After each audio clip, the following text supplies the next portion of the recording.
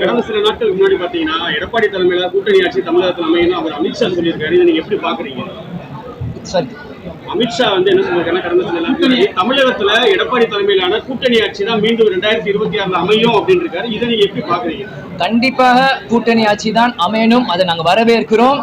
ஆனா அது திராவிட சித்தாந்த உள்ள கூட்டணி ஆட்சியா தான் அது அமையணும். வேற யாருக்குமே இங்க இடம் இல்லை. இது தமிழ்நாடு என்பது திராவிட நாடு, திராவிட கொள்கையை கொண்ட கட்சிகள் தான் கூட்டணி ஆட்சி பெறும். அதுக்கான சாத்தியம் இன்னைக்கு எல்லாமே இருக்கு.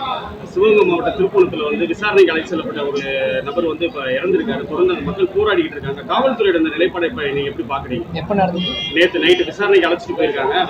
இன்னைக்கு காவல்துறை நிலைப்பாடு இன்னைக்கு எல்லாமே பண்றது அரசாங்கம் கையில தான் இருக்கு. அதை இன்னைக்கு காவல்துறை யார் வச்சிருக்காங்க? சிஎம். இன்னைக்கு அவர் தான் அதுக்கு விளக்கம் கொடுக்கணும்.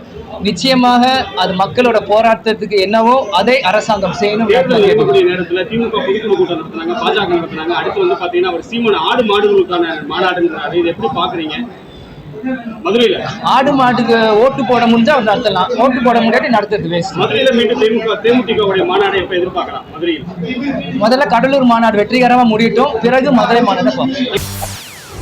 செய்திகளை உடனுக்குடன் தெரிந்து கொள்ள உடனே சப்ஸ்கிரைப் பண்ணுங்க.